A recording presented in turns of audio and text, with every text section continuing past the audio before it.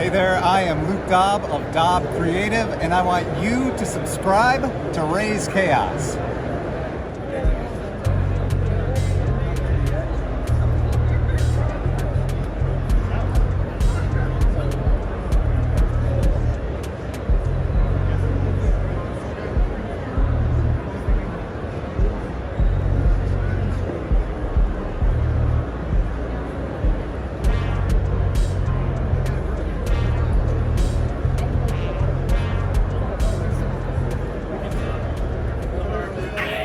Welcome back, everybody. My name is Raze Chaos. You've made it back to my channel, and yeah, it is the week. And Raze is actually, he's probably up in Chicago right now, and he's probably in line to go see the Superman movie.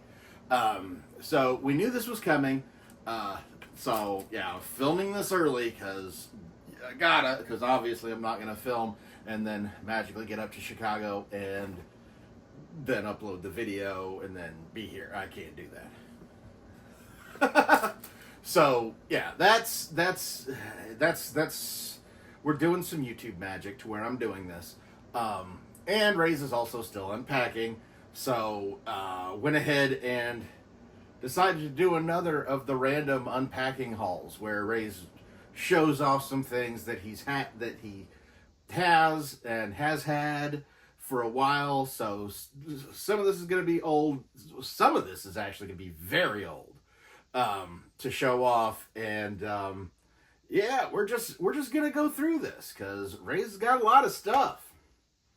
He's found that out. He's going through it. He's going to show you what he's got. And he's going to tell you why he's got it. I don't believe anything's going to be taken out of the box at this point, but yeah, we're gonna. That's what we're gonna do. So we're gonna go ahead and get rid of this guy, and we are going to jump right into it. Oh! Do you always sneak up on people like that? No. First things first. We have Jim Gordon as Batman. Jim Gordon, of course, is Commissioner Gordon.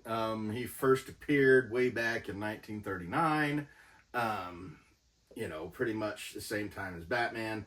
In 2015, they had a storyline in which Jim Gordon takes the Batmantle for a while. Now, full disclosure, Raze hasn't read any of this. Raze honestly thinks it's a dumb idea.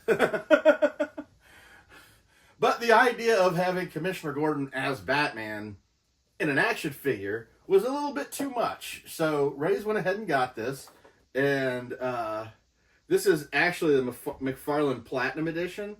So even though on the back here he's all in black, he's in a bright blue. And I believe Raze talked about that with the Spider-Man thing, where a lot of times they will use a blue sheen when they're basically emphasizing that this is a black costume with a intense light on it. Because apparently if you shine a light on something black and it's bright enough, it will make it look blue. I don't know. That's comic book logic. And people can fly there. So I wouldn't look too deep into that. But yeah, he's got a gun. He's got the grappling hook and everything. Yeah, it was just one of those things where Raze was looking at it and he was like, you know what? I'm going to get Commissioner Gordon as Batman just so he can say he's got it. But yeah, didn't read that. And it looks like it has already taken a hit of some kind. So yeah, keeping this in the package, but again, don't really know if Raze will keep this for a long time, if he's gonna get tired of it and decide to see what he can get out of it later. Yeah, kind of up in the air. It was kind of a questionable purchase, but when you mess with things a little bit, that's when you get Raze's attention. So might actually read this. Who knows? We don't know. But yeah, that is Jim Gordon as Batman from Batman Endgame, and I believe this was in I'm not sure when the figure came out, but I'm pretty sure that this storyline happened in about the mid 2010s, I want to say, like around 2015 or something, 2016, somewhere in there. That's when they did this. But yeah, Raze never read it, but you know, the figure was a little too much for him to get. So, what do we got next? By the power of Horus, it's not possible! And up next, we have a DC Direct Deluxe action figure of Enemy Ace. And this is kind of an oddity in Raze's collection. But not so much in... not really all that surprising. Enemy Ace was basically a World War I German pilot in the comics. He first appeared in 1965, and he's one of those people that's kind of considered a hero and a villain all wrapped up as one. As we know from history, Germany was on the opposite side as the United States in both World Wars. And World War II, in World War One, he was a highly decorated fighter plane pilot, dogfighter, that kind of thing. He was basically the enemy that nobody could come down. The thing is he has a moral code within him that keeps him on a certain path. So even though he may not, agree with your beliefs, he's not a heartless killer. And part of what makes him amazing and, impressive to both sides is his survival instinct.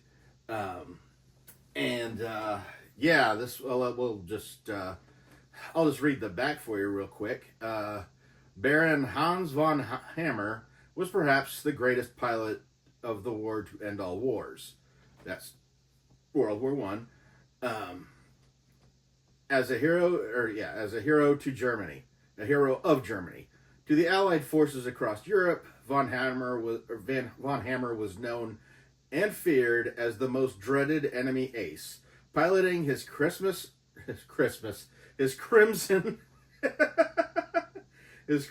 Fokker DR-1 triplane with its twin Spadu machine guns blazing. He ruled the killer skies of war. But von Hammer was a loner, remaining distant from his fellow pilots. His only friend was a wild black wolf in the forest. Both of them were killing machines.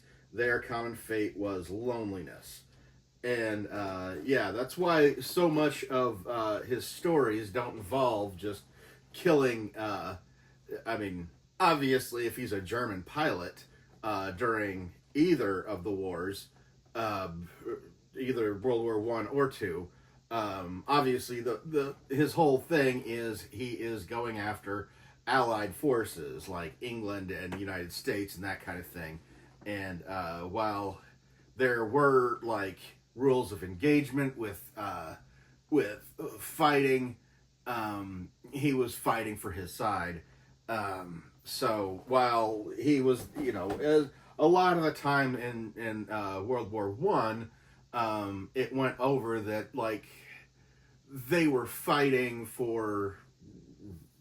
because the higher ups told them to.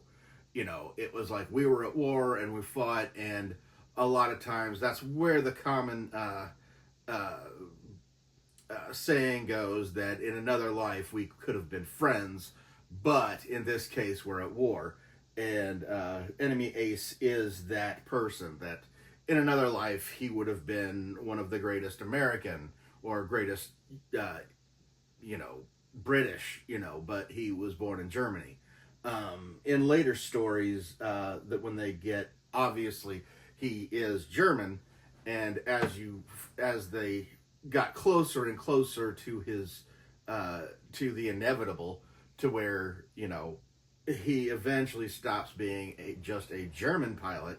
But if he's in the army and time progresses, eventually Nazis took over Germany. And I do see a distinction there, so don't don't come at me.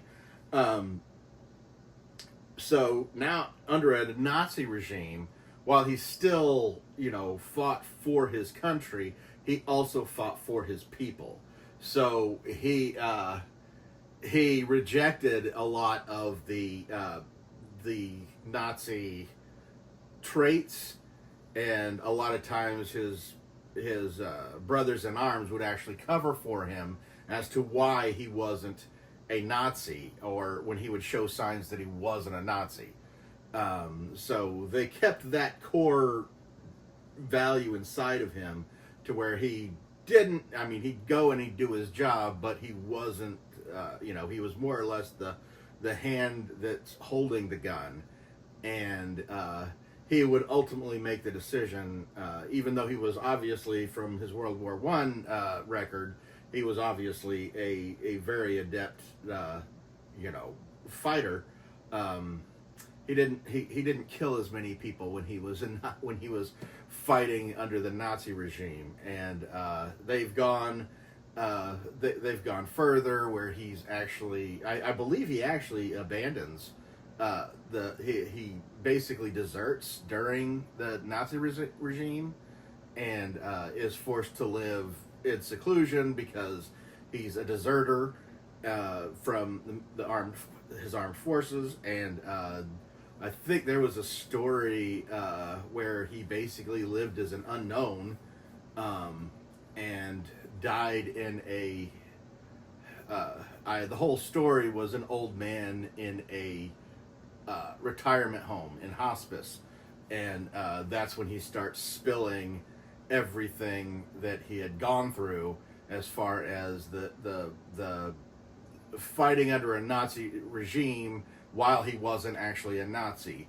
and, you know, the conflict that Germans would have when suddenly you have this other regime going on that you don't necessarily agree with. I mean, just because you lived in Germany during World War II does not mean you were a Nazi. And, you know, there was a lot of conflict between patriotism and what you knew was right. And there's a lot of that going on even today. So, yeah, his story is very relevant. They don't really publish him that much, and that's part of the reason why Raze went ahead and got this. Yeah, in that last story, and I don't know that they've done much with Enemy Ace since, where he's basically in hospice, and he essentially tells the nurse of his conflict and why he deserted during the Nazi regime and that kind of thing. So yeah, there's a lot of deep story that they have done with Enemy Ace. His older stories were just, oh my God, here he comes, and he would essentially shoot down the Allied forces plane and everything. And then you would also, in the same story, find out that he had helped get supplies to an Allied forces hospital. To, you know, it was people. You know, he cared about people, but like war was war. So yeah, he's a very, very divisive character. And even to fans, like, he doesn't, even to people who enjoy reading his stories, he's not necessarily going to be the squeaky clean good guy that you want him to be. But he's also not, you know, when you break it down, he's not necessarily completely evil. So very, very, very interesting character, to be sure. And he's one of those characters that you read about people sticking to their own morals and being somebody who has their own sense of what's right and wrong versus what they have to do, and how you can affect that in everyday situations. So I kind of went on a tangent there with Enemy Ace, but he's the kind of character that you can do that with. But yeah, this is one of those characters. Don't take out of the package. You've got the wolf. You've got the replica of his plane. You've got his helmet that you can put on. I believe that's all that comes with him. Looks like it. Yeah, you can removable helmet, plane and plane replica, and the wolf. And this is the he's more commonly known as World War I costume, but yeah, that's not all we've got. Oh, he's gone. Who does that cabbage think he is? Yeah, next up we have a Super Friends 2-pack. Oh my god, the dust on these things is insane. We've got a Super Friends 2-pack, which there's very, very specific reason why Raze has this. This is one of those that came out. Raze is not happy because they did several of these 2-packs, the Super Friends 2-packs from DC Direct. Just looking on the back here, you had Superman and Lex Luthor, Wonder Woman and Cheetah. Yeah, the Hal Jordan and Sinestro 2-pack, Aquaman and Black Manta, and then the one Raze wishes he had, and that is Robin and the Riddler 2-pack. Obviously, Raze is always going to go for the Dick Grayson, and missed out on that one. He did, however, get, because when it came down to it, Raze got this one instead. And there's a very specific reason for that. The Super Friends had been around since 1973. They went through several incarnations. In some cases, they just kind of battled alien invaders, primarily. A lot of science fiction. They went through the whole anti-violence campaigns going on in certain times for Saturday morning cartoon stuff, where you would watch Superman not punch anybody. You'd see Lex Luthor like basically invading and destroying things, this big mechanical robot, and then it would end because Superman or Batman or Green Lantern or any of them, because they were all interchangeable. Like all the characters of the Super Friends were essentially interchangeable in a lot of stories. It could have been any one of them, that did what they did, because they were essentially stripped to the bare bones of just good guys versus bad guys. And they would just show up and they'd put their hand on Lex Luthor's shoulder, or they'd come and they'd pull him out of the big machine and be like, okay, well, you're trapped, you're done, you lose. And then they'd just be like, oh, shucks, you got me. Raze got beat up a lot when he was a kid because he thought that's all you had to do was stop somebody, was walk up and be, hey, you stop that now. Yeah, it don't work like that. But the reason Raze got this was because of the 1985 episode of the Super Friends, and I believe it's entitled The Fear. In this cartoon, which, this is 1985. This is one of the precursors. Batman and Robin are going after the Scarecrow, and they stop at some point because I think it's funny because in that episode, and this is a detail that people don't actually tend to... It's a kind of a popular episode, but it's primarily because of the whole issue or the whole episode, and not just this, and not this detail, which I find absolutely hysterical. When the Scarecrow's trying to get away, he incapacitates Robin by putting his fear gas out there. And apparently the fear gas that the Scarecrow uses incapacitates Robin, because as he's chasing him, the fear gas intensifies his fear of heights. Dick Grayson was an acrobat. He was not afraid of heights by any means. So that always cracked me up, that the acrobat was suddenly afraid of heights, and that's what stopped him. But what really caught my attention, especially at the time, because that went over Raze's head at the time, was that Batman was suddenly terrified of the alley. That's because that alley was Park Row. And when they were like, how is Batman, the man without fear, suddenly afraid to go down this alley? And they actually went through, and for Raze, it was the first time he'd ever seen, and you gotta figure Raze wasn't even 10 years old at this point. This was the first time Raze saw Batman's origin story. Like, what happened to him, why he did what he did. Raze was a big fan of Batman, but he, being younger, you don't necessarily toss out there, or you don't necessarily know why the hero does what the hero does. But this was the first time, and honestly, it was the first time it was actually televised about Batman's origin story, and they basically went ahead and showed the whole murder of his parents and everything on the Super Friends.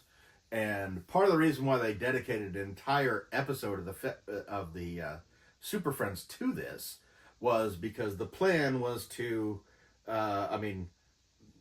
Super Friends went from 1973 till 1985. So this episode came out in 85. This was supposed to be a backdoor pilot to give Batman his own independent cartoon series, because they knew Super Friends wasn't going to go any further.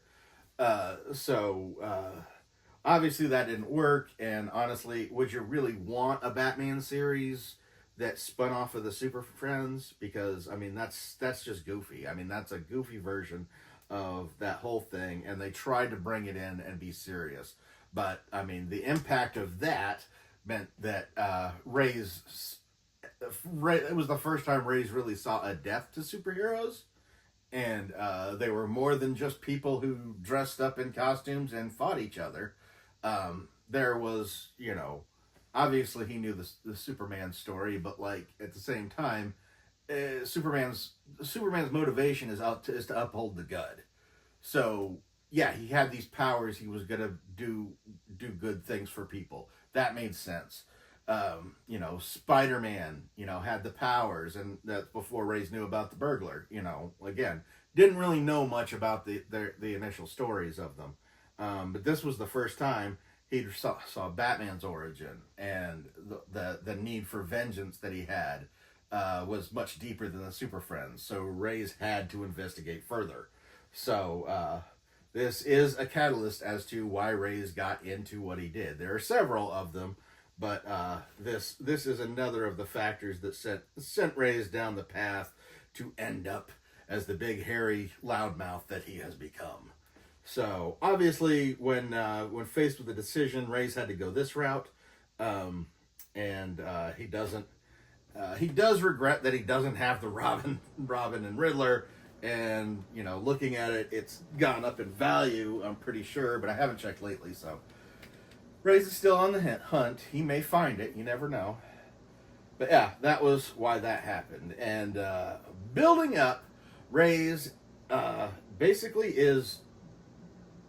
The last thing that Raze has to show off is the oldest thing that that Raze is going to show off at this point. This is a little treasure Raze found in a used bookstore, and he absolutely loves it. And that's coming up in just a second. Even less if you're watching.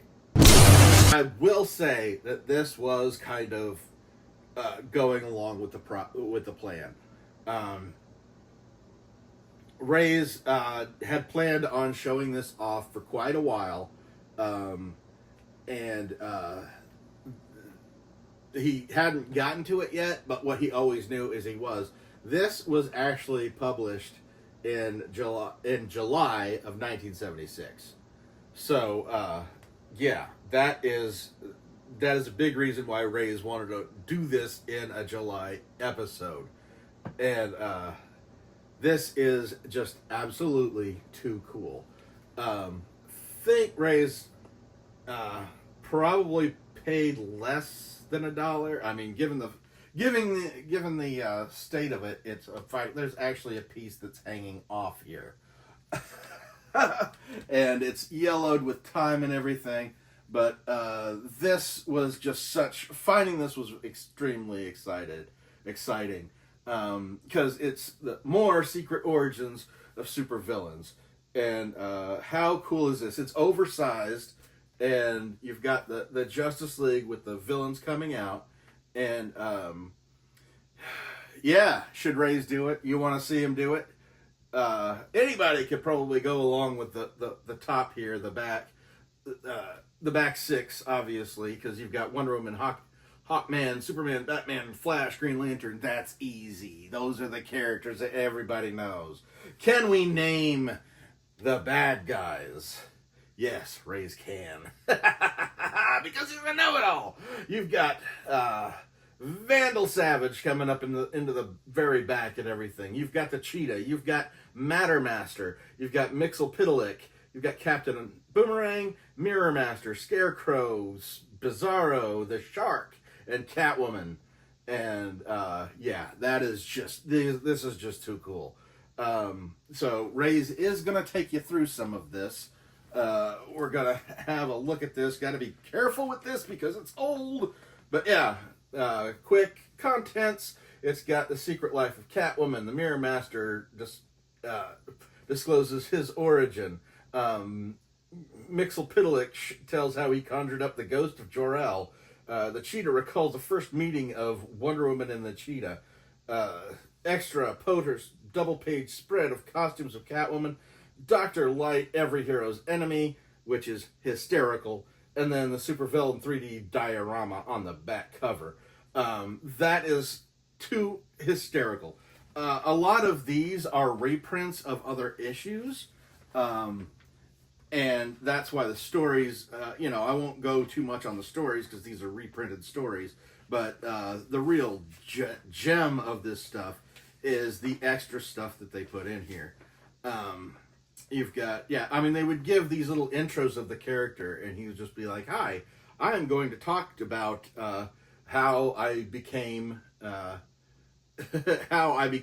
Master." It was an origin story, or it would have like this was Secret Origins. They would tell about how they did that, but they'd add those extra splash pages on there with these because that's just too cute. Where they break the fourth wall and they tell you what's going on. It's just too funny.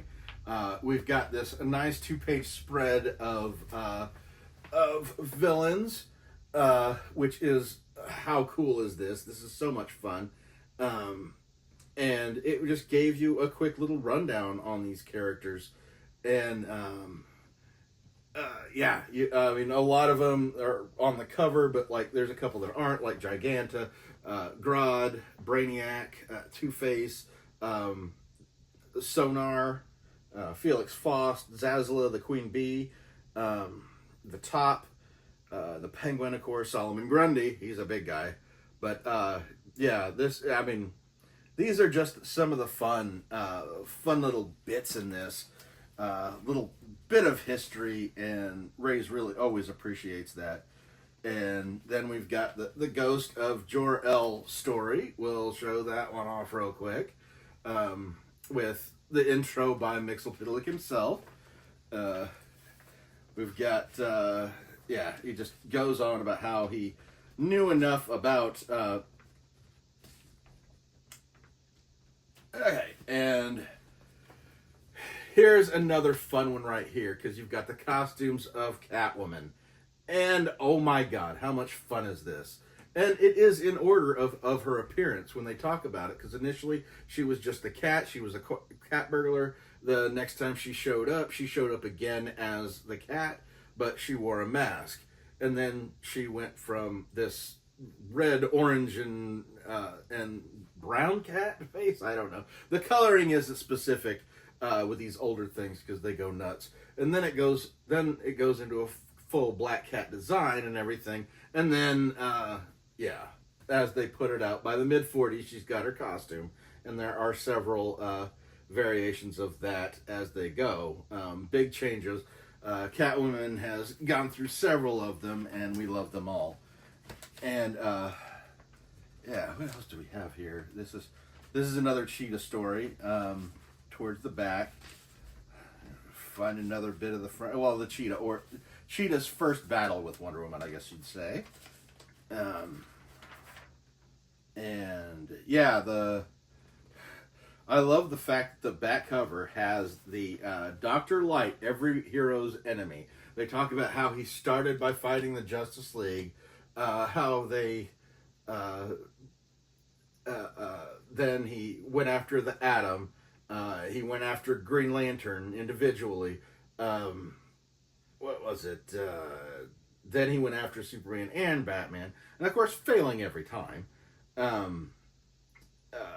Nearly killed Aquaman, and he also teamed with other villains who made the JLAs look like their foes, and that's the case. And then eventually, I think it's funny in 1976 they're trying to build Dr. Light up as this huge villain, because he's fought everything from the entire Justice League to the individual members, to team-ups and everything. And then later on, he was essentially bested by the Teen Titans on a regular basis. By 1985, I think they were trying to build him up again. But by 1985, he was primarily a Teen Titans villain. And it was kind of like, dude, can you stop? When you keep having to go for the younger target, and of course they, over time they kind of showed that he was mentally taken out. By the time he was in the Suicide Squad, he was all but a bumbling idiot, and they had pointed out that the last time he was actually caught and sent to Belle Reve Prison, in which he joins the Suicide Squad, he was actually defeated by Little Boy Blue and the Blue Boys, which were essentially just 3 children in costumes. And thankfully Ostrander, interestingly, Ostrander took that story and made him a much more depraved person. You saw the effects of the mental weight he was dealing with, when he was obviously, at one point, he was one of the most feared villains, and now all of a sudden everybody's kind of laughing at him. And he's being defeated by children and sent to prison, and that can't be good. So, yeah, they really took him down he basically had a big fall from his initial bravado when he first came out, and he's essentially deteriorated since then. And instead of him just backing away, they've kind of made him more depraved in every situation. I believe he was involved in the identity crisis situation, and yeah, he was a big factor in that. And it is interesting watching a path of a villain that has done everything, including die and come back. But that brings us to the back cover, which actually shows it is a diorama.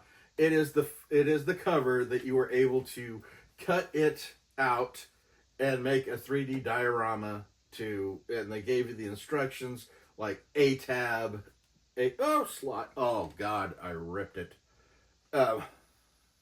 It was already having problems. But yeah, it shows instructions on how to make it and everything. Yeah, it's just too cool. Like, this is just a treasure that Raze never gets tired of. But but yeah, I hope you've enjoyed this little walk down memory lane. Yeah, never avoid an old bookstore, because you never know when you're going to find a treasure like this. And obviously they didn't think to charge much for it, because thank goodness, Raze probably would have bought it anyway. Little piece of history there. But I hope you've enjoyed this little rundown, a little bit of Raze memory lane and everything. Kind of give you an idea on why Raze collects what he collects, and his love of the genre. So, yeah, little too personal. Raze doesn't get this personal. So he's going to go ahead and get out of here now. But I hope you enjoy this video. Let me know in the comments below what you found most interesting as far as this little trip down DC history. Let me know in the comments what you thought about any one of these things. But I'm going to go ahead and get out of here now. But never forget, the life is full of odd moments, and you never know when you're going to be defined.